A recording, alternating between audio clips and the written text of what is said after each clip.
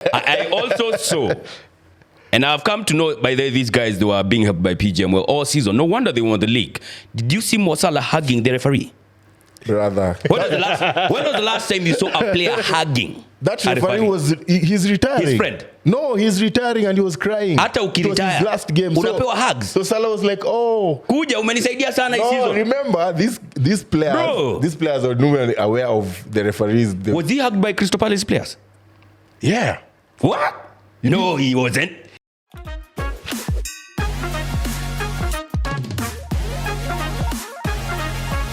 What's up, guys? Welcome back to the Wildcard podcast. My name is Nyash, the Jabroni Slayer. I'm joined by Vernant, best FPL manager in town. Niliwaambia.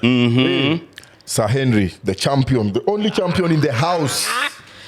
Yeah, right. That's not won the Champions League. But Yeah, we have the champion. What you talking about? All right, question of the week. Last week we asked people which team has won the most Europa League titles. Of course, they got correctly. It was Sevilla. And that was because we were building up to the Europa League final where Manchester United did a thing. All right, we're building up to the Champions League final now. And we want to know, when was the last time a French team featured in a Champions League final? When was the last time a French team featured in the Champions League final? Drop your answer on the comment section as we get to the Champions League final coming this weekend. But first, season is over, guys. 2024-2025. Thank God it's over. It was a long one for me, not gonna lie. But I feel it's only right we address the elephant in the room. Where is Waudo? wow. Well, I think with Oudo, he felt so embarrassed about the Europa that he was like, I know Arsenal fans say next season, but guys, me mtaniona tena next season. Yeah. I think maybe if PSG win the Champions League final, maybe he'll be back to represent, because you know he loves France. I don't know which one he's supporting for the final though. Is it Inter Milan and PSG? No, he said Inter Milan since Inter Milan were in the quarterfinals. So him is like an Inter Milan since day one. Yeah. So Waudo, or not, if for those guys who wanted Waudo to get cooked today, because there was a lot of requests for me to cook him, he is not here. So once he comes back, we run it back and we'll cook him for sure. Rest assured, we shall do that. But Liverpool, you eventually got your hands on the Goddamn trophy. In front of the fans for the first time in the Premier League era. How are you feeling, man? Have you seen the Uganda guys? Bana. Like they're going crazy in Uganda. Bro, they're doing the parade before the Liverpool team do that. Watu wa Kenya mnafanya nini? The Kenyan Liverpool fans, what are you doing? Do you have anything planned up? We have so many problems right now. I don't think we'll have that. We're not talking about Kenya. We're talking about Kenya. I think Uganda are accustomed. They're used to those problems. So just easy to pick a place. We need Liverpool fans in Kenya to do something. It's the 20th league. We'll do something next year when we go next year. Above. So why wait till next year when you've literally lifted the cup last weekend? Yeah, it will be sweeter because now it will be the fourth time in a row whereby Arsenal will finish second. So these things it's agenda bado ni Arsenal. I thought we were done with Arsenal for some time now. No, this is where it begins. No, tell us why you are not doing a parade like Ugandans. Is it because there is not enough Liverpool fans in Kenya? Yeah. Funny thing is that even that bus that they're using, a Kenyan bus. It's a Kenyan bus? Yeah, I saw the number plates. They are KCT number. Well, so I don't know the culture in Kenya if it allows such, because probably... Be the first one, be the trailblazers. Do it. Yeah, we'll do. I'll talk to my Parkland guys and then we'll see. Because you see, we have a small Anfield in Parklands. Oh, yeah? Yeah. Liverpool fans will assemble in Parkland. Yeah, definitely. Then we start the parade from there. Yeah. But you know what? I know you wouldn't do it, but Arsenal will show you how to do it next season. Next year in May, we'll show you how to do it. Win first. Yeah, we'll do it. I'm saying we shall do it. So we'll show you how to do it, but it's all fine. I mean, congratulations, I have to say that. On the win, Salah, did he finally break that record for the goal and assist contribution? No, he tied with Henry? No. With Shearer. And is it Cole? Guy Cole, yeah. Okay. Cole. 47. They had to give him a penalty for him to do that, no? No, it wasn't a penalty. It was not? Acrobatic. Oh. I didn't watch that goal. I was watching assist by Nunes. Imagine. Really? Are you selling him? Yeah, he's on the market. At this point, you have to sell. Why? Look at it this, you do business. At this point, you have to sell Nunes because he's just won the Premier League. That adds You know, the price of yesterday's price, value. Today's price. Yeah. Basically, that's that. Not because he's won, his value has gone up. No, it hasn't. It has. It has diminished over the season. It has gone up. Yeah? He's a champion. It has gone up. Champion my food. It has gone up. It has gone up. And I think that's one of the reasons why you guys could, looking at the past, could offload somebody like Origi easily. It's because of that. Gonna take it quickly, Origi. And we know him as that guy. And also that goal versus Everton. Ile yenye iligonga post. You see. So such things raises his value. And I think with Nunes, because Nunes was bought for 80M, bro. 85. Do you think he's selling for more? No. Not no. Oh, so the value has gone up from where it had tanked. Yeah, from where it had tanked. Yes, from where it was. Because when you look at football right now, some of these Salah's goals, Nunes is a huge part of it.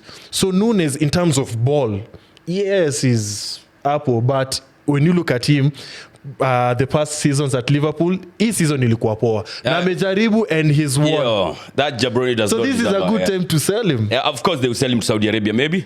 Yeah, probably. There was a debate. There was a bid from Saudi Pro League in January, but then Slot was like, no, we don't have a replacement, so we'll just hold for him kidogo. Yeah. Wait until the season is over. I think we're going to sell him because Slot is trying to build a dynasty. Okay. The way he was talking. Yeah. And he's very ruthless. He's not like Klopp. Klopp, is a father figure guy who will be like, no, don't sell him. Life of the party. Yeah, I like him. Just stay with him. We'll work with him. Yeah. Klopp doesn't entertain that nonsense. You don't perform, you're gone. Inje. So I think there'll be some very, very businesses which will happen during summer where we'll be like, offloading people? Yeah, we didn't need to let him go, but we now understand the coach because he has won the thing without investing. Yeah. And now he knows what he wants to retain the moving forward. Yeah. And speaking of investing, I understand you guys are going crazy in the transfer market. Florian Wirtz, bro, whatever they call it. He's trying to secure those signings up early so that he can have them ready for preseason. Yeah, instead of as well. Yeah, instead of dragging all through and then the end of the season, the summer transfer period, you're starting to bargain with. Yeah, you get. So he's trying to wrap up those deals early. We have Frimpong in the box. Yeah. Kake's apparently. Kake's terms are agreed with Florian Wirtz as well. Everything is sealed. So it's only the part of club and the club negotiations to come in with a bid and to agree. So Florian Wirtz, where does he come and play? Where Dominic does now? No, since Coutinho left, we've never replaced him. Dominic Szoboszlai? No, Szoboszlai is a workhorse. Yeah. He's not a creative midfielder. He doesn't create enough. Yeah, number 8. He's not an Odegaard or a Bruno. Yeah. Him is a workhorse. He'll press like... What is it, like a box-to-box? Partey. Yeah, he's a Partey kind of, or maybe Rice. Yeah, Toure. Really? Yeah, Toure. All right. I had in my mind like a creative midfielder. No, he's not an attacking midfielder. He has those abilities. It's just that at Liverpool, like his role, it's that football game, mtu you adapt from time to time. You can find like Odegaard, we played him in a defensive, but look at how he's turned to a great number 10. So I think it's the same, probably similar with Liverpool in this case. But now, Nyash, what Liverpool has shown us is there's a standard that now has to be met. Yeah. Both in terms of results, like the points, that was 13 points. Like that's the standard now. Like they've lost 2 games. And standard, how many points do you win it by the way? How many points do you get? 84? 84, 74. So it's 10 different. Those are poor standards. You can't be winning the Premier League. No, but that's the standard. Which standard is that? That's the Premier League standard to win the league. I thinking standard is 90-something. No, but as of this season. What standard is this they're setting? Let me break it down for you, Kido. Assume you're 70 points and your competitor is at 58. Yeah, my competitor is doing badly. Yeah. The next person is at 40. You are not being pushed enough to reach that 100. Exactly. You just want the trophy. Yeah. So if you can secure it at 70, why not? So you don't want the Premier League having such standards moving forward. You don't want the team that is winning is 84. Very few points compared to previous champions for the last almost 5 years. And then after that, the other one is how many points? Like 10 points below you. Those are not good standards. It means it was not that competitive. I feel so moving forward, I don't think your Premier League would like something like that. You don't want to see something like that as a fan as well. I think we are normally harsh on Premier League because look at these other leagues.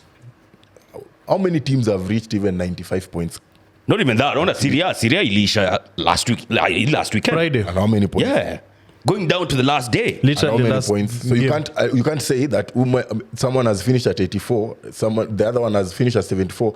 The 84 person who finished at 4 games way behind, he's the one who is winning the league because it's mediocre or anything like that. No, it was a mediocre. Let's just say it was a mediocre season. It was a mediocre season, and you guys were the best of the lot. I wouldn't. It was a mediocre season, bro. Let's be honest, yeah. Assume Arsenal and Man City were on par in terms of the way Liverpool was performing. Okay. We would have reached even that 90 or 100. Now that's a competitive season, isn't it? Yeah. Yeah, if it was like that, that would be a competitive season. This one wasn't. But it won. I'm not trying to water down. Yeah, it wasn't competitive. Okay. Yeah, but I'm not trying to water down whatever you guys did. That was good. See, when I say it's competitive, you will have to factor in these other teams. Yes. From number 20 to number 2. Or even the top 5 or something. Yeah. You have to factor in that one to see like how far off are they from the top team. Or did the league go down to the last day and Mulishinda with 4 games to go? There's no competition there. Consistency. There's no but even every time you win it, that's how you do it. Every time you win it with games to go. City has made it easy like that. To look easy. If you want to win the league, you have to run away with it. Yeah. You can't allow any room for complacency in terms of Drawing there'll be a break, much. there'll be too much Champions League when it comes to maybe quarterfinals or semi-finals. Their team is instead there. They'll be concentrated on the Champions League. No, you have to go with it. And if you decide you're going for the league, go with it because City can come from nowhere. We've seen walk away time and time. Yeah, that's fine. What I'm not okay with is how Chelsea have been behaving. Chelsea were doing celebrations in the dressing room after they got Champions League football.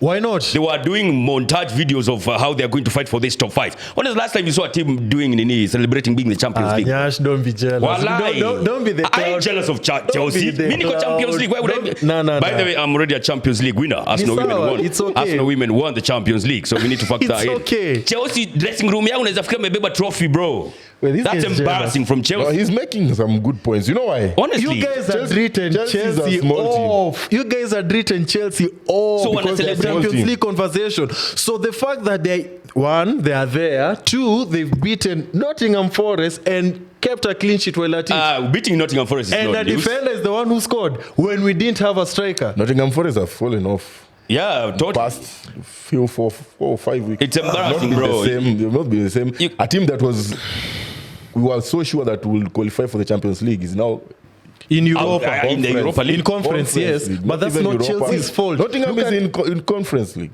God, yeah, it's in conference. Yeah. Chelsea sasa wamebakisha kufanya parade ya kuwa Champions League. If you're celebrating like that, let them do a garden parade now. Okay, when the season started. Yes. I'm sure in one of our episodes we had our top 4 prediction. Yes. Sir, I bet in yours there's no Chelsea. There is not. So the fact that they are there, don't you see it as a good thing? And Chelsea are not even the top 4. They are what? Are they 4th? Sour. The point is they're in the Champions League. Yeah. And they weren't even favorites for that. Why aren't you? Why do you feel as if? No, I have no problem with them being in the Champions League. Okay, I wanted them to be out. But them doing these celebrations, they're doing the dressing room. Nikawa meshinda kikombe, bro. You want them to be angry? They were celebrating even more than Have you seen Man City doing the same? Okay. Have you seen Newcastle Man City celebrating in the dressing room? Even Crystal Palace didn't celebrate like that. Bro. One outdo Crystal Palace. No, you're lying. No, you're lying on camera. Have you seen those videos, bro? Chelsea is embarrassing, bro. Not gonna lie. Chelsea, you should be ashamed of yourself. Nah, Chelsea should be proud for where they are. It's okay, but these are celebrations, bro. They are over the top, man. This is okay. This is not tufungwe file ya Chelsea. So this is a new manager who alingia before season ikianza, si ndio? So this is a new manager with a new team, basically something like Liverpool did. And this is in terms of process, with 400 players in the dressing room. Make it even 2,000. My point is, they did not. The odds weren't in their favor from the beginning, and for them to be where they are, and even when you look at the process. If you look at the process, you'll see they're supposed to be where they are. They started very well. Their form dipped at around January over there. So January over there.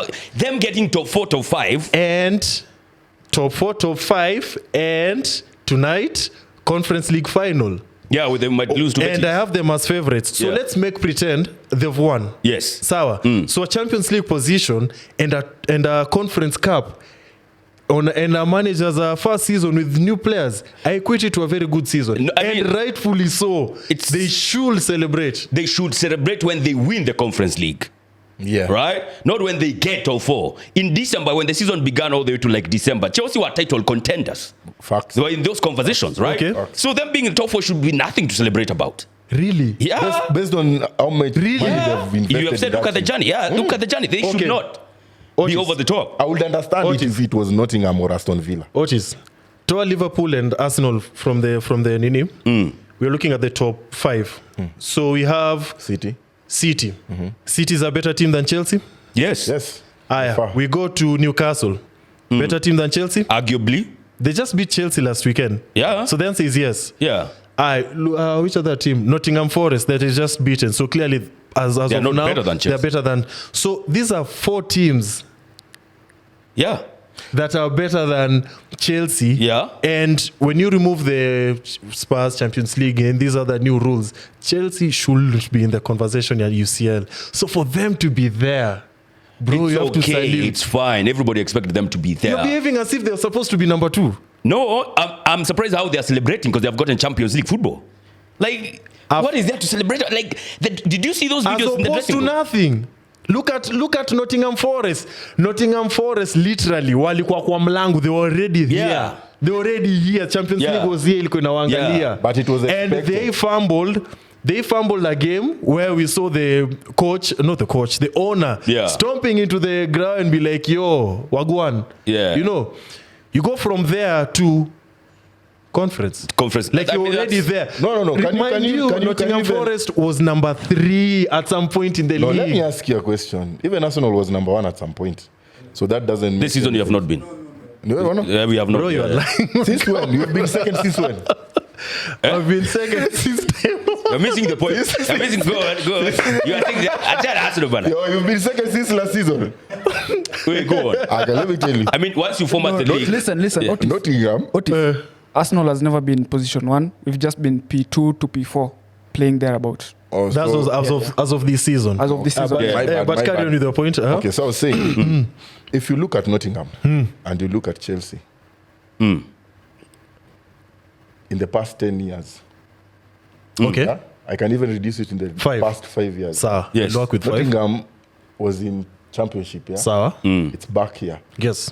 Whatever they did this season, no one expected them to be. Yeah. Whatever they've done, So they've reached even that conference. Yeah. Final. I wouldn't say they've fumbled because look at the quality of players they have and Chelsea. Compare with Chelsea, compare with even Aston Villa and Newcastle. On paper, they are nowhere. Yeah. Okay. I would even put Bournemouth or Brighton in front of Nottingham. Yeah. Nottingham. Okay. So for me, to them, I wouldn't say they've fumbled. Look at Chelsea. This is the first time they are back in the Champions League after how many years? After amount of time. How many players have they brought in? How much have they 1 spent? billion Okay. have been spent. Okay. So they're expected to be the Champions League. Yeah. That's the bare minimum. Okay. So they That's cannot the be. bare minimum. Yeah. So they can't be celebrating as if they've won A goddamn trophy. Because I'm a bigger So Nottingham the Forest. Chelsea standards has gone so low. Exactly, that's what that national- when they celebrate UCL, it's like Yo. Them okay. celebrating being a Champions Okay. League, qualifying for Champions League. In a abysmal. Yeah, it means that when the Champions League team will be playing, they'll be smiling up like us. Over the top. Players. Yeah. Just like, it is like how Spurs were excited when they won the Europa League. I mean, that's expected, right? Yeah. They're even lining up there doing the SG work, and them Champions League. I get it. For Chelsea to be doing that after qualifying, bro, that's embarrassing. Downright embarrassing. I think for me, it's also embarrassing of Nottingham Forest not to be in the Champions League. True. After maintaining that position number 3 for like so long, kila mtu alikuwa na expect, okay. 3 points beneath Arsenal Don't you at some think point. it's a burnout? Yeah. Don't you think it's a burnout? Because they've depended on Wood. Yes.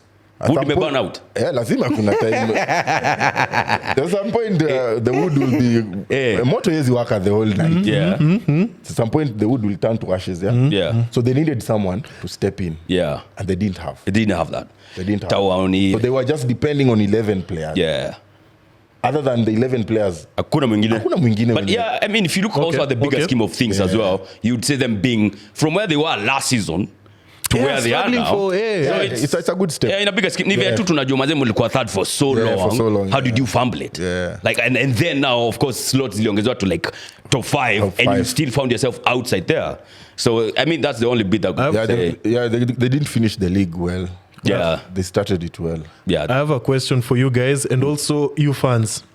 Who are the biggest winners and losers of the Premier League this season?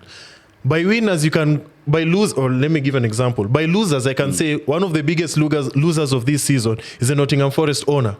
Because you go from stomping the pitch, doing this thing with Nuno, you have this incredible season to conference. Yeah. You get? A winner to me is Newcastle. You're back to the Champions League and you have a Carabao Cup. So, in your opinion, who or which teams do you... Slot is a good winner, first season in the club. Yeah. So who are some of the winners and losers in the Premier League? Great. I think winners would be, besides them, that's a bit obvious. I would still have Forest there. Okay. They're in Europe. Last season, they were battling relegation. So being in Europe, Arakani Conference League, they are, that's very good for them. Another winner I would have to point out is Spurs. Ah, yes. Yeah, because tanking to 16 and somehow finding your way to the Champions League, bro, that's crazy. Biggest loser, of course, has to be Manchester United, of course. Them jabronis are nowhere now in Europe. At a Conference League, our Wezi, they're 15th, embarrassing lot, have given Spurs their first ever trophy. You should be ashamed of yourselves, these guys. From I was doing 5 seasons in our Banta era, we have been 5 finals, my nyash, bro. But yeah, I think for me, I would say they're the biggest losers. What about you? I don't think I will differ as much with the Nyash because the biggest losers is Man United, by the way, because how are you finishing the league, Jan, and then pre-season you're starting today? You can't even rest. That's how bad it is at home. No leaking of wounds, bro. Yeah. Go home, relax, kidogo for 1 week, 2 weeks, then you start preparing. They've just flown out. They've gone to Asia. Maybe they've gone to see the Buddha King. It's business. Yeah, it's business. Umeenda kumeditate huko. Biggest winners, apart from Liverpool, of course, I think Nottingham has done well. And there'll be a debate over them and Newcastle because looking at the way Eddie Howe has transformed that team, it's quite commendable because no one, in as much as they are one of the richest clubs, Chelsea is also rich with players worth I don't know how many. Yeah. But they didn't even show the grit and hustle the way Newcastle have done this season. So Newcastle have been up there. Yeah. Nottingham, definitely. Yeah. One of the best team of the season. I mean, Newcastle as well, winning their first trophy in 70 years, bro. Yes. I'd forgotten that. Crystal Palace, winners. Crystal Palace, come on. Yeah. There are several winners here. Yeah. There's only one loser. I'd like to add Majirani Pia, Manchester City to the conversation as the biggest losers this season. Why? Okay. We had them as favorites to win the league. They did not. Rodri? Losing the FA. Yeah, they still won their games without Rodri, but it wasn't as many as when Rodri was being crippled. Yeah? De Bruyne being crippled. They've won the league without KDB. So they've won the league without KDB and Rodri. No, I'm saying last season. See, they got it without KDB being away for most of the part. I'm saying this season, they were without Rodri, but they have been winning games. But they won a trophy. Yeah? They won the Community Shield. Sawa. Okay, sawa. Tuwapatie hiyo. But now to go from that, you have the cases going on. Kwanza the cases, the I hear it's supposed to start like recently. You have that. You have the coach now. Like, why are we being told about the wife and stuff? Like, the coach is losing it. The club in itself, pia iko chini. You have aitwangaje? Lotan here saying, Man City will finish above all the teams English from Premier London. League. So ate pia imemwangusha. Yeah, Lotan Bade said no team from London will finish above Manchester City. Arsenal ya Dendero ama? Lotan. Arsenal ya Dendero ama? What are you talking about? But yeah, I would disagree with you. I don't think they're losers. FA Cup final? Yeah. losing it to Crystal Palace, a team that just beaten like 3 weeks ago, 5 goals. Come on. This is the first season. Okay. Did you know what the coach said? Crystal Palace after the 5-1. Glasner is a different conversation. Me, I'm focused on City. No, it's the same thing. You can't say you can't fault City. So how did he say? Glasner alisema nini? He said if you come back with that same tactic that you used against us, I'll beat you. So alikuwa anika yule coach wa Sofapaka. Akisema he knew he will do Charles Okere yule ndio ataka. Nilikuwa juu coach tampiga. I'm better than him. But yeah, I mean, okay. So you have City as one of the losers? I have City as one of the losers. All right. Yeah. Alongside Manchester United, of course. Manchester United. That was just... Everything was bad from appointing Amorim. You look at the transfer market, the way Højlund and Zagzi to me are they're 2 extra salaries on the team. Yeah, to be honest, average. That's how I see them. Average. They're 2 extra salaries on the team, and the board in itself, the reshuffling of the board mid-season. I like how you've come full circle and finally agree with me that Manchester United is an average team. I told you that at the beginning of the season, you disagreed. Finally, you've come full circle. It's a goddamn average, average team with average footballers.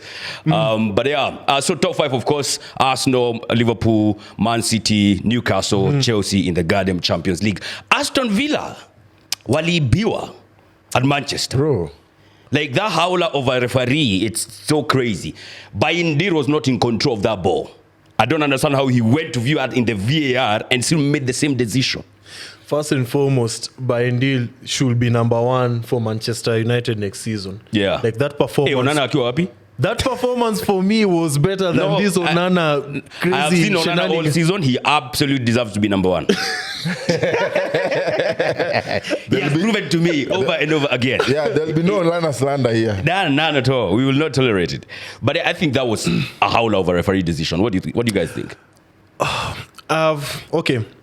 What I learned from that incident was we need to go... You see, the rules, they need to be redefined.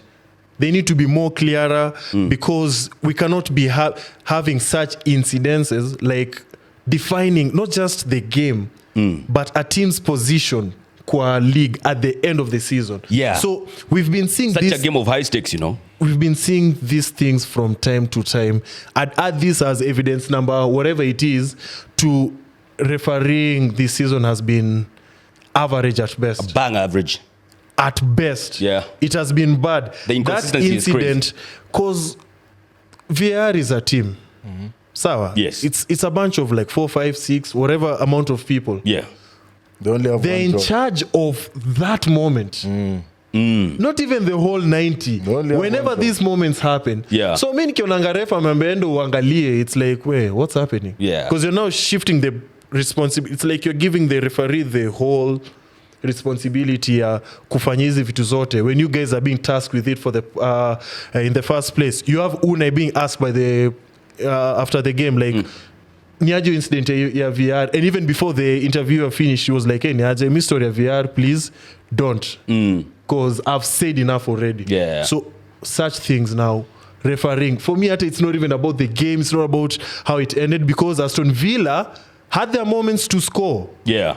So let us not put this as if at that moment they had their chances to score. So rightfully so, Manchester United, you guys rightfully won that game. Rightfully won that game, but there refereeing is poor. The problem. Absolutely. Because you know, by the time that incident was happening, Villa could have been 1-0 up. 17 minutes down there. 17 minutes to go. So imagine you are 1 man down, you're 1-0 up. Away on the verge of Champions League football. Tell me how Villa would have defended that. They would have held Man United. It's United, bro. Easily. It's United. That would have been an easy win for Villa. Yes. But now the referee changed the trajectory of the game. By the way, not awarding that goal, now he changes that. The mood of the players always will definitely go down. Yeah. Okay. And then the morale. So they are even 1 man less. Yeah, and Martinez. They won't play to their best. They'll be like, this game has already gone, so why even fighting for it? If Aston Villa wins that game, by the way, they usurp Newcastle. They take over the position of Newcastle. Now Newcastle plays in the Guardian Europa League, which would have been fantastic for us because we have maybe gone for Isak. But thank you to that goddamn referee. They are now in the goddamn Europa League, bro. And Newcastle are in goddamn Champions League. Wait, Isak did not score last weekend. Yeah, he Come did. on. But and also, wait, let's talk to this guy as an Arsenal fan. No, honestly, This is probably the second or the third time we are mentioning Isak and injury at the same time. Second or third time this season. And that's somebody who you want us to play after each and every 3 games next season. He's one of the options. But right now, we are all over this Mandem. Yes. You're correct. So now you're talking. It's fine. But yeah, I mean, that was crazy from the referee. It was bad. It was horrible. I feel like it's been a trend for now. And the first thing, if I was in that committee of referees or PGMOL. or the person who is involved, I would advocate for the referees to be heard when they're making decision. Yeah. Well, the game is still... Like how we saw in the final. The way rugby is normally handled. Yeah. When there's a VAR check, that's called TMO, they normally communicate. Yes. And it's loud enough even for everyone in the stadium to hear what they're talking about. So the decision will be made based on what the VAR guys have seen. Yeah. Remember, the VAR guys, they normally spot a thing. And then they'll tell the referee, hey, by there's something that has happened. Come and check it. Then the referee comes. Remember, the referee had made that decision while he was in the pitch. So now he didn't see. There's some angles that they normally don't see. So they come to the VAR, they'll check. So when they're discussing, we don't know what they normally discuss. Because remember, even in Liverpool last season, it happened when we were playing against Spurs. It was ruled out, and then Spurs going, and it was a goal. Yeah. The communication that was between the referee and the VAR guys was like, yo, it's already happened. We are playing. You can stop the game. Yeah, you can do that. You are the referee. You're in a position to stop. If Vardy did that, why can't you? Yeah. It was horrible. I mean, we have seen also in the finals, like the Atai playoff, the final. The referee, after going to the board or the monitor, he comes back and, he says, he talks to the people and, he says the decision that he has made. So, yeah, that was horrible, man. Is there a way in which we can have these referees investigated or something? I mean, if David Coote is anything to go by, I also saw... And I've come to know by these guys, they were being helped by PGMOL all season. No wonder they won the league. Did you see Mo Salah hugging the referee? Brother. When was the last time you saw a player hugging? That referee he's retiring. His friend? No, he's retiring and he was crying. Hata ukiretire. It was his last game. Unapewa hugs. So Salah was like, kuja umenisaidia sana hii season. Remember, these players are normally aware of the referees. Was he hugged by Crystal Palace players? Yeah. What? No, he wasn't. He wasn't. He was. Where are the pictures? The referee was wearing yellow. Blue. Yes. I'm colorblind. So yellow. And Palace also were wearing yellow. So you didn't see it because it was so a red. Suspicious, bro. No. Hugging referees. No. Like, man, nigga, job well done. Chini ya maji sawa, but publicly, man. Are you loved at home? Are you loved at home? Of course we are. Yes, we're loved at home. Do you get hugs? Yes, you do. From your dad? No, but bro, I have never. Dads do not give hugs. You're not having a conversation about in hugs. Africa. I have never. So to them, it's not a big thing. No. But hugging officials. Perception. No, look at it. Shake his hand. That's fine. No, Slot has not been in the league for the longest. It's just the first season, but he hugged him as well. He hugged him as job well done. No. Just we are collaborating this season. It's empathy, bro. It's just empathy gani. Empathy. The guy hugging was crying, referee, bro. The guy was crying. Sinisawa. He chose to retire. People cry all the time. He's not the first one. People are fired from Jobos, even Chujwa kwa club from all the time. You don't just. I can see it. No. Liverpool proved to us this season that they were being helped by the PGM well. I have never seen a player hug a referee at a card at a time. I have never seen that. And the Ballon d'Or winner, the top scorer, the golden boot winner, Mo Salah was there hugging a referee. Chief. That's super suspicious, but yeah, Isha and What a uniform, bana. You didn't see. Hagi muko kwa dressing room and shit. You guys didn't see the way Ateta was smiling with that. No, you Smiling is how. Hugging smiling is is something how, different. No, even you having don't those just hug small people. features that Yeah, it happens all the time. We'll It try happens all again the next season, time. Ama. Happens all the time. Hugging does not happen ever. I special, but You have to make a turn. Mushape or Ligi. So before we move on from, because we talked too much about PL, so as a Liverpool fan, it's an obvious question.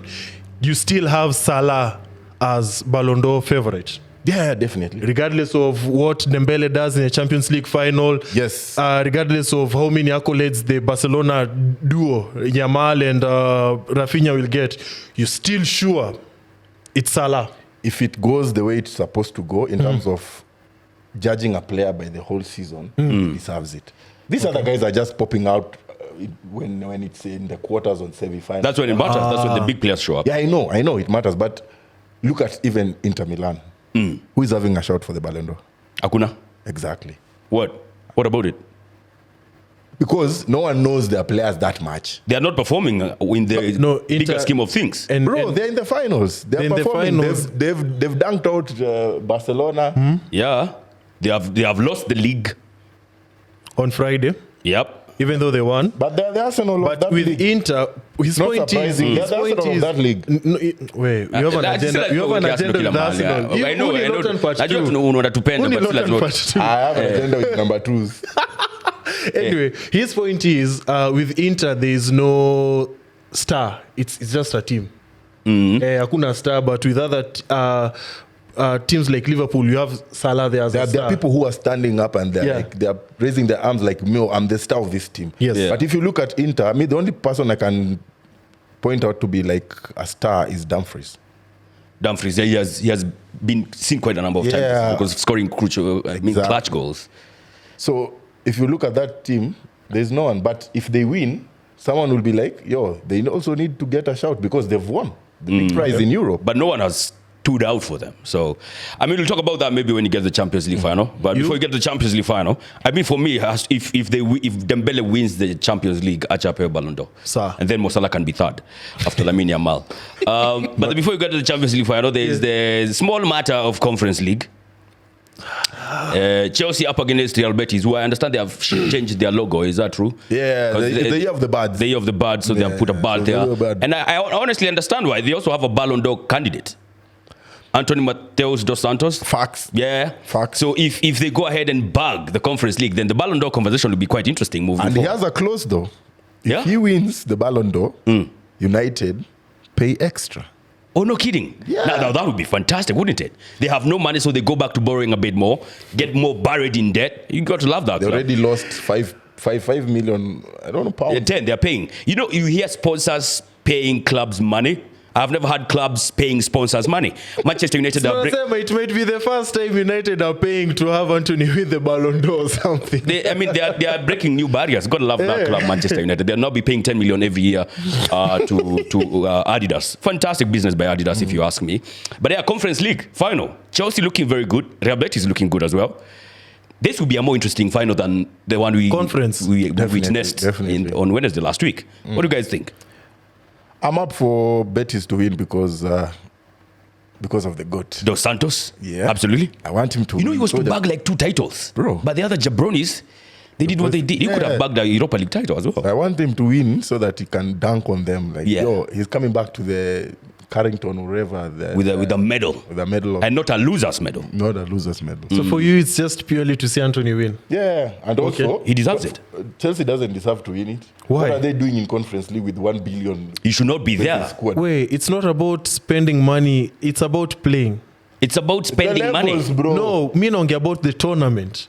Chelsea are not in the final just because they spent money. They're in the final because they spent money. They've been winning these Can you games. compare the financial muscle of Chelsea and Betis? With Betis. To Chelsea and any other club in the Conference League. Chelsea they are way better. I've said this thing before. Wait, mind you, I'm the one who's been saying Chelsea I've since day one. We should not be Chelsea to talking win. up Chelsea for being in the Conference League. That's Chelsea the whole could- point. Yeah. They should not be in these conversations at Conference League. It's like But you, here they are. Come on. Yeah, but they should not be. It's like you going back to Form 1 and then you're like, yo, this is my class. I mean, ndio naongoza huku. You go out of place. And then someone from nowhere starts saying that, hey, Veron deserves it because he's winning. He's only getting A's in everything. Sasa mbona nisipite KCSE using that analogy? Wewe unafaa kuwa na watu wa Mbona nisipite KCSE using that analogy? Sasa ndio watu wako wako Champions League. Ni sawa. And Betis, as you guys have just said, Anthony aside, Betis have been playing okay. Have been playing very good. Yeah, also in the league. And they in the final. Also in their league, yeah. Yeah, and also they in the final, rightfully so, right? Yeah. Yes. So this is the first time Chelsea. As per their level. Sawa, this is the first time. Even I am saying Chelsea are facing a real challenge in their conference. In the conference, yeah. In the conference, this is the first time. I mean, yeah. And I still have them as favorites. Well, I mean, when you're playing against Noah's Ark and such teams, you don't expect not to cruise through with a 1 billion war chest of our spending. I mean, I don't expect you not to. But I mean, yeah, it's going to be an interesting final. And I've also said this. The Conference League is so well made for Chelsea to win, such that if they lose, bro, that manager has to go with Leicester City. No, he can't go. But you were the one who was celebrating with them in the changing room yesterday. No, I'm saying no. Now you want him to go. But the Conference League is so easy that he should just get this. Maybe when he gets his first crucial test, he's going to fail. Maybe when he gets his first crucial test, he's going to fail. I'm so confident in them winning that if they fail, I'd rather he goes. Why? Because the Conference League. But it's the Champions League. It's taking them back to the Champions League. I'm saying in relation to the Conference League, not Premier League. This is just Conference League. Yeah. Yes. There's no easy final. Yeah? You know, if there's no easy final. Yeah, there's no easy final, Sijakata. But you guys have said that kwa Conference League, there's no team which is financially as big, or whatever version you want to use, as big as Chelsea. Correct. Sindio? Yes. So by that alone, you should have them as favorites to win the league. Yes. So what's wrong with me saying that he should be Nini because we have them as favorites? That's the logic that I'm using. If you're in the Conference League, it only guarantees you Europa League, right? Okay. Mm-hmm. Chelsea are not even in the Europa League. They're in the Champions League. Okay. So here itakuwa ni bonus. Yeah, they don't need It's like a bonus. This is a final. If they win, it will be like a bonus. Maresca winning a cup right now is a big deal. Absolutely. It's a big deal. Which one is bigger? Getting Champions League or winning the Conference League? Of course, Champions League. Exactly. So in your bonus. So why should you fire him because of a bonus? Because you're in the finals. So fire him because of a bonus. You're in the finals. You've been winning. You've been playing so well in the Conference League. What's na Champions League? I'm focusing on the Conference League in itself. You see, that's a whole season, right? In a season, there's the league, there's the Conference League, and then one, right? The biggest of them all is getting to Champions League football. Sawa. If you win this one and you're in the Champions League, it's just nothing. It's just a collector's item. Yeah, ulikuwa tu so ulifika pale ukashinda. But I want Chelsea to do it. I want Chelsea to do it because Chelsea have an option. If they win the Conference League, they have the option of choosing Champions League or Europa League. Chelsea, if you are wise, I think you should go for Europa League. Honestly, like I understand UEFA might give them that option because they're not in the Champions League, and if they win this one, of course, in our slot Europa League next season, right? So they have an opportunity of fielding two teams, yeah. Finally. No, they have to choose. UEFA, I don't know how true this is, but I understand UEFA will give them an option. You're in the Champions League, so choose. Do you want Champions League or do you want Europa League now that you have won the Conference League? Chelsea, if you're wise, you know what. And if Maresca chooses Europa, guess who's going home? Not him. Because that would be a very wise choice to do, in my opinion. It's too harsh for him to be sent away. Because of losing the Conference League. Yeah, and he's qualified for the Champions League. It's his first season. Those are not even his players by the way. Yeah. I hope we not see a boring his players. I hope we not see a boring final like this one will be entertaining. Yeah. This one will be entertaining because the other final was a final, like I said, a final of two dull teams. Yeah.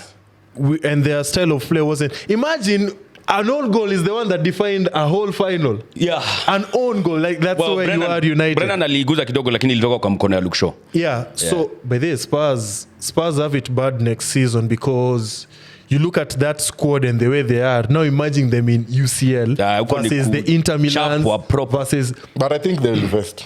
They'll invest. Well, they better. They were having problems with their squad this season because of injuries. So probably next season they'll come in stronger. Challenger Spurs isn't investing or spending or buying players. They have a history of buying the wrong players or low quality players or players to work or to. They live. But now with UCL now being here, we have now to look, okay, that front three of Solanke, the three sons, let me just say the front four, that one is set. Defense-wise, something has to be done because I've always, it became a joke. Spurs ni GG, watu wa kubet. Spurs ni GG because they have to concede. It's only in one of those scenarios where they lose. Yeah. But next season they'll have to polish Apple. You have to look at the midfield. Apple, I don't know, it's Bizuma. Yeah, Bizuma is injury prone. They'll invest wisely. I feel like they will invest wisely after. Let's not digress to those jabronis who are going to the Champions League through the back door. Champions League. But I saw Manchester United at the back door. Open the door. Open the door. What are you doing? Ain't no back door in the goddamn Champions League. No chance, you know. But where are you going? And you are going to the Champions League? No, but where are you going? I want Betis to win the Conference League, but I think Chelsea will do it. So? Who's your money on? Chelsea? Yeah, since day one. Chelsea? Goat. Anthony. You want him to win it? But do you think they will? I feel like they will because they're the underdogs. So for you, it's not only just Betis, but it's Anthony also to do something. Dos Santos. Yeah. Okay. All right. Because Betis are doing well in the league. I think they finished 6th or something. So they're definitely in the Europa League next season, regardless of the outcome here. All right. Now, the one final that really does matter is the goddamn Champions League final. I have to say, Arsenal should have been in this conversation. Yes. But it's fine. We'll be in this conversation again next season. Yes. Inter Milan up against PSG. A game that has high stakes for both teams, especially Inter Milan because they might end up trophyless if they don't win this one. They have lost the league, they have lost Coppa Italia. PSG have won the cup there, as They have won the league as well. But if they win the Champions, then you're thinking, Dembele, Ballon d'Or, most probably. It's going to be a very interesting final, I reckon. Two teams with like contrasting football styles. You know, before the finals or before the semis, you are thinking like, Inter Milan, this KG team, very good defense. They don't score a lot of goals until they put 7 past Barcelona, past your team. They do score goals as well. They can score goals as well. So can PSG. So it might be a very entertaining final. Do you guys think it will be entertaining? Ama tutaona ile defensive KG Inter Milan coming here. I feel like it will be a very, very entertaining game because both of them, when you look at the journey that they started with the Champions League, they were not favorites. They were not in the categories of being favorites. So who? Inter Milan and PSG. Yes. Really? Yes. Yeah. When the season started, no one said. Yes. Inter? Yes. Yeah. Inter. We started talking about Inter the moment they beat Arsenal. That 1-0. But that was way early in the season, though. That's when guys started talking about Inter. But until then, see, you remember when season started, there was this thing of there's this new league and everybody's trying to finish top, whatever position. So at that time, guys were focused on that. We weren't looking at, so Girona just beat us. No, they were focused on finishing. I mean, when the Champions League began, Inter were not among the top favorites. I know it was Arsenal, Real Madrid, Liverpool, and who? Barcelona, Bayern. Inter were not there? No. Okay. Inter were not. I need to check that. Inter are not in the favorite category. So for them to figure that final, I feel like you don't know where to put your money. For me, I'd go with history in terms of Inter have won it before, and they can be like, they were 2 seasons away. They were 2023 when they lost to Man City. I feel like they can use that as a motivation and be like, we have to go for this because we don't have any other thing. And this is the only time we are sure that we can reach another final. You're not guaranteed the Champions League final. For PSG, it will be a lot of pressure to Luis Enrique because they've also invested. That team has invested for PSG, for the longest, and they don't have any Champions League to show. So I feel like also it will be just a matter of who shows up. On the day, who wants it more. So the one who wakes up and decides like, I'm going to win this thing today, will be the champion. And I hope that will be Inter Milan, man. I don't want an extra. Inter Milan. I am rooting for Inter Milan for the final, bro. Why not PSG? I don't know. Because they beat Arsenal. Yeah, he's beaten. I like Inter Milan, that's all. And they have no trophy as well. This is the only trophy they might bag. Okay. Such a team should not end up trophyless, in my opinion. So with these two teams in the final, who's the underdog? None. There has to be an underdog. It doesn't always have to be. I'll come back there is with, no one here. With the taxman. To me, I feel like Inter Milan are the underdogs. Why? PSG are billionaires. The owners are billionaires. Ah, You can come on. decide to buy another team tomorrow. It's not about money, come on. It is. It's about how you're performing. That's why we don't want him to win. Who, PSG? For you, you're rooting for Inter Milan? Yeah. Because PSG have billionaires. Because they have money. Yeah. Who are serious? They're buying the league. The same as Wameshinda Uko League. You know how they have won the league in France. I've seen they're not like the first team to actually be like that. I think, is it early on, is it 2000 or something? Olympique Lyonnais, they won like 7 league titles in a row. So hata PSG hawajaribu sana. Wameharibu. PSG has been there. Let me tell you one thing. If PSG wins that Champions League, yes, we are the farmers. Oh God, yeah. Because they have beaten every English side. We are the big farmers of this Europe. I love how this season has been as well. I mean, we will not be able to beat the allegations. Yeah. Okay, so this is a look at PSG. Last season, they were knocked out by BVB. Yeah. BVB. Yeah.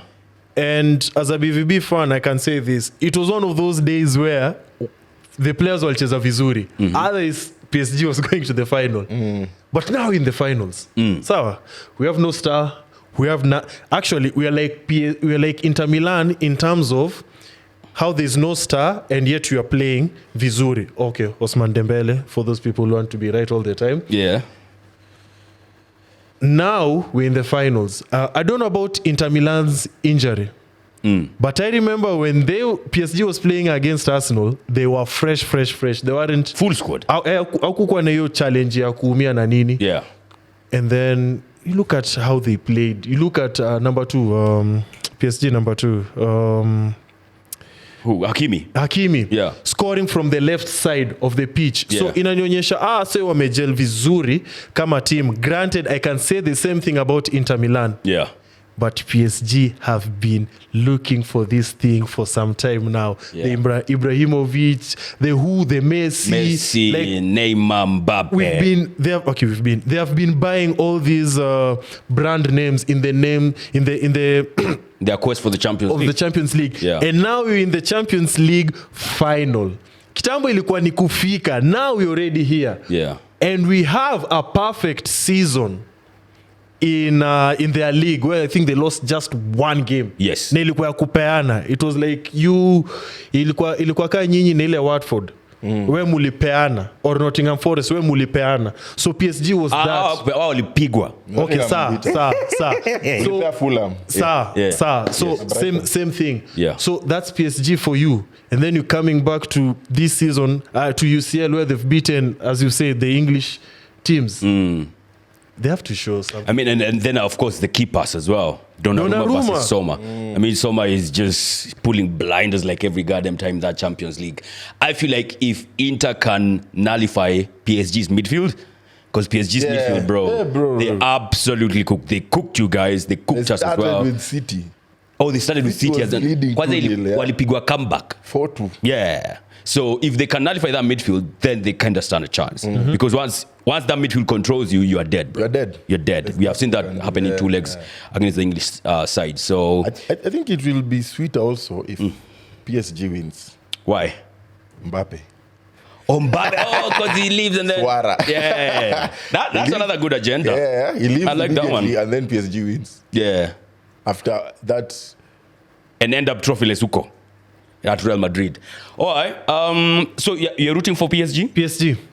All right. Inter Milan? Inter Milan. But football heritage. Yeah. Or give credit to the women's team too. Oh, yeah. Women's Champions League final has already happened. Yes. Arsenal up against Barcelona. Barcelona went to win this thing back to back until Arsenal showed up. Yes. We are Champions League winner. The only English side that has ever won the Champions League, and you have done it twice. We are not the same. Yes. So, I mean, it's fantastic. Yes. I mean, like Leah Williamson, she was a mascot last time he won it in 2007. And now to feature, how many years later, like 18 years later, she's featuring in the squad that is winning it. Yes. Fantastic. How did you like it beating your Barcelona women? It was, okay. For those people, let me start by explaining. For those people who don't know, who don't watch women football, I'll brief it up for you. I want you to think of a team in FIFA that you go and pick whenever you play. I think it's Real Madrid for you. Yes. So or Arsenal. Nowadays I pick Arsenal. So that team, kwa grao, it's the Barcelona women's team. It's perfect. Yes. Defense, keepers, kwanza the striking. Like if you know, kauna demu unajua when you cheza ball, if you can get that chance of kumpeleka huko Barcelona, their camp, it's that good. Yeah. Now that's Barcelona FC women's team. It's that perfect from the training to how they play. They beat Real Madrid 5-0 away. No kidding. Away. So that's how perfect they are. So they're going to this final being as like favorites. Yes. On the other hand, there's Arsenal women's team. Yeah. Now, I want you to think of a team that is known for coming back and winning. Basically, Leverkusen in that unbeaten season. That's Arsenal women's team. And this is in relation to Champions League, not the league. Yeah. So, Arsenal women's team has this thing of coming back and winning. With that Lyon game where Lyon won and then they went there. They won. Same with Real Madrid as well. Yeah. Arsenal men and women both beat Real Madrid home and away. Yeah. So that's the final now. You have this Arsenal as the underdogs, as now the team that has been coming back. Yeah. And then you have the Barcelona as this immaculate perfect side. team. Yeah. So now the final Mendelea, and of course you being there, you watching this right now, you probably think Barcelona are favorites. Arsenal scored first. It was ruled out offside. Yes. Played kidogo, and then we scored by a substitute, Blackstenius. Yes. Basically what Neza Sema Origi did with Kona Teken Origi, because he came in as a sub. Yeah. So same thing. So Blackstenius akakuja kama sub na kafunga ikesha 1-0. But where the game was interesting was in the defense, because we have this player called Leah Williamson. Coming back from an injury, ACL injury. ACL injury, man. ACL injury. Playing very well. The reason why I said VVD, because he, like when you see her, how she was bossing that defense. Yeah. Typical VVD. Champion. Yes. So it was nice even to see the final whistle. Ian Wright called it, by the way. Oh, yeah? Ian Wright called it. He said 1, Blackstenius will come in, and he said 2, Blackstenius will score. And that will be the winning And goal. it happened exactly. Yeah. So it was nice to see that. It's fantastic, man. So don't tell me Hati Trophyless. Trophyless my food, bro. I love the way Venant is so passionate about talking about the Arsenal women. Yeah, they play champions of Europe, very bro. well. Do you think the fans should be directed to them now instead of Arteta? Wait, this guy has an agenda against Arsenal. You guys have won the league. Investing. No. Head Right, coaches. At what should be directed there? The fans that they're locating.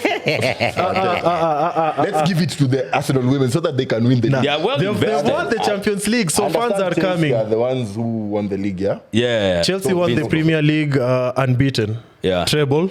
It was nice for them. Now Chelsea is the standard. Is the now Liverpool for Women. Yeah. Yeah. They're very good. So that's what I'm saying. The fans that you guys want to buy for a striker.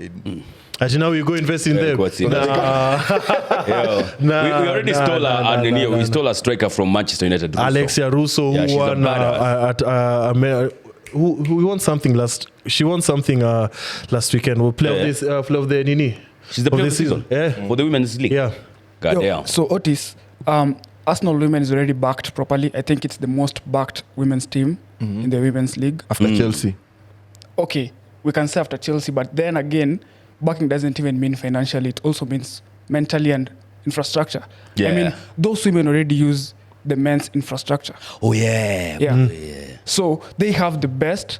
So if you mean backing by fans, I mean, we went and took Russo, we went and took a Manchester City player. Yeah. So they're well invested in, and you can see it from the Champions League. I mean, if you ask any Arsenal player, fan, what do you want? Champions League or Premier League? Absolutely. Champions League. Exactly. Also, the Also, women's it makes team. sense. It makes sense now why you guys are always number 2. Where? Yeah, I was doing so. So yeah, Arsenal Women's Champions League final. They won the Champions League. They beat Barcelona. Okie dokie. Moving forward. We have the Kenya Premier League, man. Yes. How many games to go? Is it 2? 2 games to go. 2 games to go. Kenya Police are on the cusp of glory. Wait, this one is done. Yeah, this one is done. It's done. Me mentally, for those people who expect much from me, mentally, me, I'm done. The Nairobi City game, that one for me was like, okay, ishaenda. Because I was there, I saw it slip out of our hands. But now, there are 2 games to go. What I'd encourage the Omala, the Gor Mahia players and fans and stuff, still attend, still watch, like still support your club, regardless. Our coach was fired. How do you fire a coach with 2 games to go? I don't understand. Ask Manchester. It's interesting you've said 2. In his tenure at Gor Mahia, lost only 2 games. Oh, yeah? 2 games. And we fired him. So, me, mentally, I'm done. So, for you, the Mashemeji Derby that is happening this weekend, Pale Homa Bay. No. Wait, that is a different conversation. It's done as well? First and foremost, yuko kwa picha baba. Raila Odinga Stadium. Yes. Apo will be there before time. 2 hours, after 3 hours prior to. But he doesn't win. No, we'll win over there. That one, I guarantee you. AFC haven't beaten us in quite some time. We are beating. But you did not beat them in the other leg.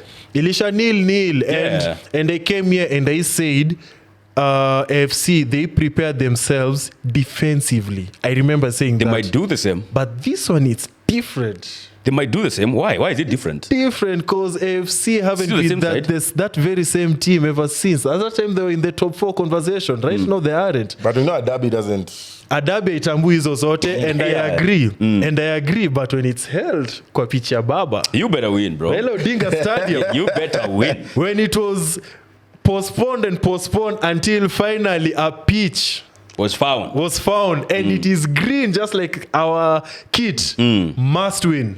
Wait, ile time mlicheza na AFC Leopards, pitch ilikuwa ya black?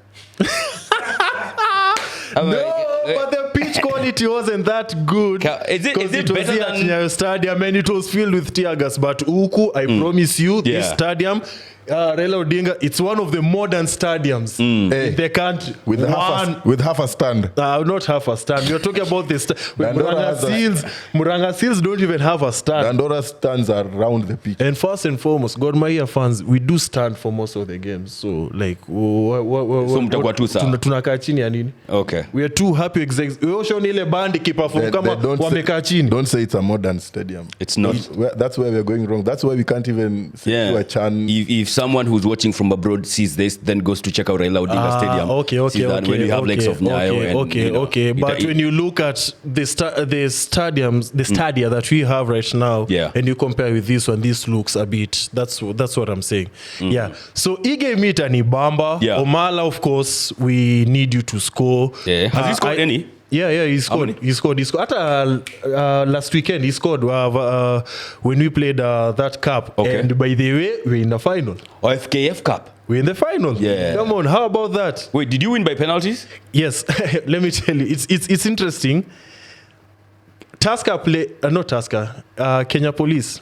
They played, and that was at 1 p.m. and then us we played at 4 p.m. Both games went to penalties. Coincidentally. It's crazy. Yes, so Kenya Police were knocked out by rightfully so. Rightfully, they should be arrested. It's crazy. And then Gor Mahia, okay, people say we got lucky, went to the final, but I always say penalty 50-50. So in the final now Zede, if now there's a chance to win over your fans, this is it. Because if the game is kama game ya Gor inaendelea and the fans are already talking about Zede needs to be out, this is a good time to prove yourself. If he does not win it, he does not get the job. Okay. In your opinion? I wonder why this team recycles coaches like a relegation battling team. Yes. Why? Okay. I can't say I know. Okay, sijui kila kitu. But I'll say this. It's a bit political. Because those are foreign managers coming in and out, in and out. I think it's Luga Rusic who stayed the most 2 seasons. But it has been in and out.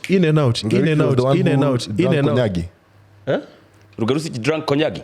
There's one who drank Konyagi when they were celebrating the league title. Okay, I don't know. I don't know. Why do you store such information in your brain? Crazy shit. Anyway, so upande wa Gor, I'm happy for the final. I hope to win the final. Upande wa Premier League, FKF. Yeah. I just want us to win those games. And then, like I said the last episode, after the season imeisha, let's deal with these off-pitch shenanigans because it's unattractive. But I think like it was a poor call of you guys to bring the coach that you brought, then you bringing Zede as an assistant. No, it was the other way around. It started with Zede. Was the head coach? Interim.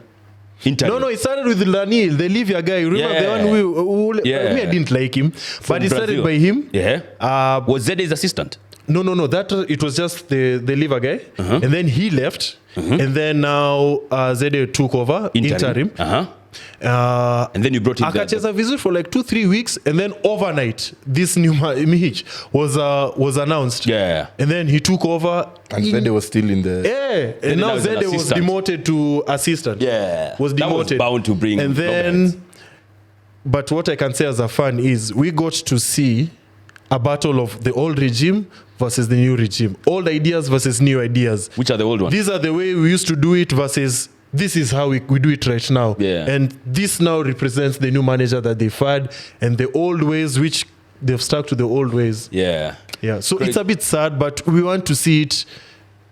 Over the season. I mean, so the Kenya Police, I think they win the league, in my opinion. That one is gone. Yeah, done. Yeah. Mashemeji Derby happening this weekend. And you attend at the Raila Odinga Stadium. Pale Homa Bay after Madaraka Day celebration. Tusker losing to Sofapaka 7-1 needs to be investigated. I don't believe it just happened. Hapo inakaa fishy sana. There were some rumors doing rounds during kama M-Pesa ilitembea kutoka Kenya Police. I don't know if it did, bro. Embarrassing. If it's police, they'd rather just threaten to arrest you guys. Bana, police wanatulipa haji pesa ati ndio tupigwe. Mukish, jo tunangoja kwa gate. Yo, like, man. But yeah, that's what's up. So Kenya Police, man. Well done. Let's see how the Mashemeji Derby is going to go down. Yes. All right. This should be my favorite part now. FPL. Is it the trivia? FPL. Or it's FPL? FPL. Oh, FPL. Okay. How many points do you get this season, by the way? Because now the season is up. It's interesting that you ask that. I got 2,300 points. Hey. Goddamn. Yeah, and I mean, if you got below 2,000, achana na FPL. It's not your thing. You are not supposed to be playing. Below what? 2,000 points. Yeah. Pass mark. Yes, that's the pass mark. Hapo ndio Champions League inaanzia. Yeah, one. I got 2,166. That's nice. That's my final score. Okay. And Nyasha, I realized something. You can play FPL without using these chips. Really? Yes. Because you didn't do all of them? You personally didn't use. I was like, I had to force myself to use the bench boost. Yeah. I didn't use it. Imenipita yo, by the way. I realized that, and I think for me next season, of course, other than the expiring wildcard, I think I'll go a whole season. Without the bench boost? Without using any chip. Without using any chip? Any chip. Even the manager? Without using any chip. I've realized it's possible. Good luck with that. Inadepend na kujipanga. Yeah. Ni tu kujipanga. Of course, kuna even the blank. Triple captain. Even I did not use the triple captain this season. Really? I did not use, like I said, I forced myself to use the bench boost. So I can say I didn't use that. I did not use the triple. I did not use assistant. I did not use... it's because and also I did not, at a minus, I never took a hit for my team. So I've realized next season, I think I'll double down on that and just... Don't over rely on the chips and stuff. Yeah. So that now when nimepita watu, I can say I've comfortably. Yeah. Because for me, the wildcard ya pili sikutumia, bench boost sikutumia, and there's another one that I can't recall. Now I can't see it now because the season is over. But yeah. This is what I can tell you.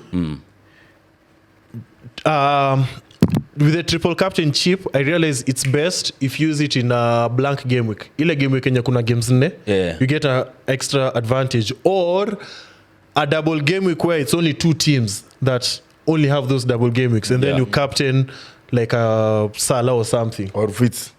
Yeah. In this case, if you'll get game time, Oshapata message. And he's killing it in the league, isn't he? 25, 26 chance. Yeah. Okay. With the bench boost, I personally like to use it together with the wildcard, the second wildcard. So use the wildcard this week. You buy the players who are going to have the double game week next week. And then now when next week comes, you have 15 players who have double game weeks. Use your bench boost. So those are two chips I can use. The first wildcard, I normally recommend people to use it between game week 4 and 12 because the first 4 game weeks, you're getting to know your team and also you're getting to learn who you should sell first. After the first international break, this applies to a lot of people who walianza wildcard vibaya or walianza FPL vibaya, so they can use their wildcard kwa the first international break. Now for people like us who, let's say, like I said, Liverpool are going to have game week 1 to game week 8. I remember saying they're going to have an easy fixtures and I double down with Diaz and Salah. There are those situations now where now after now those game weeks easy fixtures for this season. Nyinyi yenu ilikuwa rahisi when you compare to the Arsenals and the Cities and stuff. So after that 8 game weeks kidogo ikaanza kuwa ngumu. So now that's when you can use your wildcard. Assistant manager, I'm yet to. I didn't like the chip. Yeah. Because it doesn't hold any value. Like you get more points though. I got more points. Yes, I got it's more points, but it's more points. But we are used to, when you see Salah scoring, you know that's point. When you see, but with Arteta's Arsenal beat Southampton the last weekend. What about Arteta? Did you see that? You're like, okay, I might get X amount of points for him. If you had Arteta, if the team wins. But what is it about him that if you see, you'll be like, okay, I know I can get 15 points from him. There's nothing to show. Maybe his team is performing, but you don't have as many players from his team. Right? Yes. So, I didn't have any Everton players, but I had David Moyes as my assistant manager, and that chip was and alikuwa na hiyo patch when he just came in and he was winning. I had no Everton player. Me, I saw it as. But who was the top guy in our league? In our league, let me just check right now because it was a very competitive league season. Otis ulipata ngapi wewe? How many points? Niko Champions League. Yeah. So how many points? 2099. Oh, okay. 2100. So you guys actually. No, I'm very far off. Yeah, continue. So there's this guy called Cam Skauser, 11. That's his team. Anaitwa Crispin Waswa. Yeye ndo alikuwa our number 1, 2600. Jesus. And 69. Yeah, alishinda number 2 na 14 points. So number 2 was who? Saka, Arsenal. No. Shut up. No, check. Walai. Check. The guy is Saka. Red Hot Chili Saka. Yes. Number 1 is who? Cam Skauser. Yeah, Cam Skauser 11. That's a Liverpool. Wow, it's reflected. You can't make this shit up, walai. And then you have Alex Berger, Berger, Dolce and Kebano. And then you have AFC Star Kid, and then number 5 FC Elf Simon Washira. Yeah. Yes, I'm not seeing the usual names that we usually see here. So I got a points ngapi hapo? Can you see him?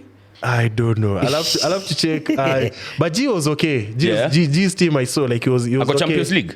I don't again. Like I said, I have to go and check his team and know. So I like that we've seen 2 sets of winners. No, 3 different sets of winners in our leagues in these 3 different seasons, and I encourage you guys to join in next season. Yeah. All right. That's what's up with the FPL. Well done to the guys who came on top. Wildcard trivia, man. This is the part where I thrive. Now, I may not thrive at FPL, but this one? Yeah. Your last chance. Bro. Crazy. Let me just fail deliberately because if you win. Yeah, FYI, Otis is the one who always asks questions. So let's see how good or bad he is on this side. Yeah, okay. So it's Champions League week. Yes. So I'm going to give you trivia based on the Champions League. Okay. Jesus. Yeah. So question 1. Which player scored the fastest hat-trick in the Champions League history and how long did it take? Fastest. It's not working. Turn it on. Oh. Look at this. Oh, goddamn. I don't know. Let's go. No, he pressed it. He doesn't know. I don't He know. doesn't I don't know. Okay, Otis. It was Lewandowski. No, It was not Lewandowski. it was not. Mo Salah. Yeah, Mo Salah. Yeah, Mo Salah. But ni wrong. Lewandowski No. Yo. But ni wrong. Your first Yeah, chance you- already. your first answer was wrong. So yes, congratulations. You Well got done. it right Then the again, second time. no, he can have a half a point because I No. asked There are no half did points. how long did it take? There are no half points. There are no half He already points, you failed say. with the first Okay. one. So Mats is So- either you know the answer, you don't. Question 2. yes. Which team won the Champions League without losing a single match and conceding the fewest goals in a season? Woo. Someone who doesn't win Man a City. Champions League is Nope. talking. Let people who've won Champions League talk. Repeat again. Wait. Which team won the Champions League without losing a single match and conceding the fewest goals in a season? Shit. Bayern. Nope. I'm going with Inter Milan. Quite near AC Milan. I see. Damn. Yeah, it only conceded 2 goals. No kidding. Which Which season? 93-94. Oh, 93 and 4. But then, okay, for Nyash, Arsenal conceded also the least, but then they didn't win 205-206. Hey, no one remembers number 2 banner. Who was the first goalkeeper to win the UEFA Men's Player of the Year award? Siku moja nijibu UEFA Men's Player of the Year award. First goalkeeper to do it. Buffon? Nope, he's never won it. Shit. God. Otis? This is how I win. Time banner. Nua. Yeah. Oh my God. Manuel Neuer. So right now, 0-0-1. This is how I win. Which club was the first to win the Champions League after going through the group stage without winning a single home match? To win the Champions League. Yeah. After going through the group stage without winning a single match. Chelsea. Nope. Real Madrid. Yeah. Hey. Real Madrid, One of the trebles. 97-98. No, 97-98. But but I remember there was one of the trebles where Real Madrid haikuwa ina perform vizuri for group stages, and then it changed when they went So to we the said no 1970 questions. So dude went to 1990s.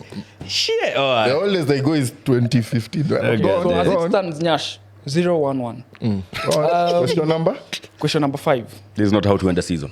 Which country has produced the most different clubs to reach a UEFA Champions League final? Sorry? Which country has produced the most different clubs to reach a UEFA Champions League final? Spain. Nope. Brazil. Nope. What are you talking about?